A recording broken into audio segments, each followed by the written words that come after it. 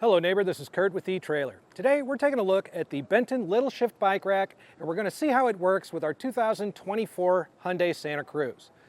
Now the LittleShift is an excellent option for anybody looking for that single bike carrier. Maybe you're the only one in the household that really rides a whole lot and you don't have a need for a 2, 3, or 4 bike carrier. The Benton LittleShift is an excellent option for you in that range. Not only because it boasts an 80-pound weight capacity, which allows it to carry pretty much any of those e-bikes that are out there on the market now, but the style of bike, it's going to have a lot of versatility there too. And that's because it can convert from a wheel to a frame mount as needed. So we have it as a wheel mount right now. So if you have a frame that has a custom paint job or it's carbon fiber or somewhere you don't really want that contact happening between the post and hook and the frame, you have the wheel mount option. Of course, if you have fenders or something like that on the wheel that won't allow you to mount to that, you can simply remove our hook from the post, swing it back, and reattach it to the frame. So let's talk a little bit about how it fits on the Santa Cruz. Now for reference, the bike we have today is a small frame but with large pedals and large handlebars. These are 14.5-inch handlebars and these are larger pedals. And when it comes to the pedals, we're really in no danger at all of this contacting the back of the vehicle. Even if we're on a rougher patch of road, this really isn't moving enough to make any of that contact. We might have to pay attention to the handlebar width depending on how short the bike is, but to be honest, with this already being a small frame, it would take probably a kid's bike with really wide handlebars in order to be in danger of it hitting anything up here. But like with any platform bike rack, there are going to be some visual limitations in the back here. Our taillights are going to be partially covered, our license plate as well, and we're going to have our rear view camera covered up some too. So it's really important to know just what kind of footprint this is leaving behind your vehicle. So we're going to take a measurement from the bumper to the furthest point on the bike rack, which is going to be right down here at the end of our post. And what we're looking at there is about 19 inches. So just keep in mind, you got a little more than 1.5 feet extra back here that you're going to have to account for when you're backing into a tighter space or trying to parallel park. The other thing we're going to take a look at is our ground clearance. So we'll measure that to the furthest point of the bike rack as well. And we've got about 13 inches of ground clearance here, which honestly, considering the height of the hitch, that's pretty good. We do get a little bit of lift on the bike rack through the shank here, but that's actually pretty good off the ground too, considering how close it is to the vehicle.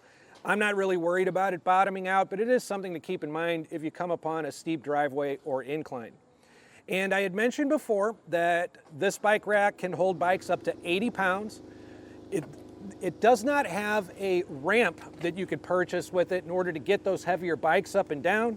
So just make sure whatever your bike weighs, you're comfortable getting it up about 16 inches off the ground in order to get it onto your LittleShift. And getting the bike on and off of your LittleShift is a really simple process. We have 3 points of contact. We have the post and hook that we mentioned earlier. We also have 2 wheel straps that are rubber padded so it'll protect your wheels. So the first thing we want to do is go ahead and get our straps detached through the wheels. We're going to feed them through the spokes and get them cleared out the other side and out of our way.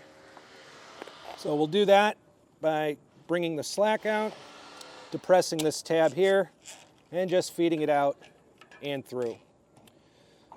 Once we have that done, we're going to hold onto our bike frame, make sure it stays upright, depress our button on our hook here, get it all the way to the top of the post, clear the wheel. Now we're ready to take our bike down, and we're ready to hit the trail. So with the bike removed, we're going to regain all of that visibility in the back. We really won't even have any interference coming out of our rear view camera either. And with the bike off, I can actually show you here too really easily. There are integrated loops here for a cable lock. It doesn't come with a cable lock, but you could use one that you already have or purchase one at your convenience. There are plenty of them available right here at etrailer.com. And the other great thing about it is without the bike, we actually have clearance to get into our tailgate. Now it does come out just a couple of inches down here, so watch your shins a little bit as you're getting in and out. But being able to get that full access is fantastic. There are bike racks out there that won't allow for this because they raise up a little bit off of the bumper. So being able to do that with the LittleShift is a huge bonus. And the last thing that I want to show you too is that they put a little bit of a grip right here. So this can actually make for an excellent step up. If you ever put a ladder rack or anything like that on here, or you have any kind of roof cargo you need to get to, or you just want to get into your truck bed without bringing down the gate, all you got to do is stand up on this and you can reach whatever you need to reach. And it makes an awful nice place to sit down and take a break, maybe when you're done with the trail. But that's a look at the Benton LittleShift on our 2024 Hyundai Santa Cruz. And if after watching this video you decide that this is the bike rack for you, go ahead and get it, use it a few times, and please share with us what you think about it in the comments below. We'd love to share your experience with other neighbors so they can make the best decision for themselves. Once again, this is Curt with eTrailer. Thanks for stopping by.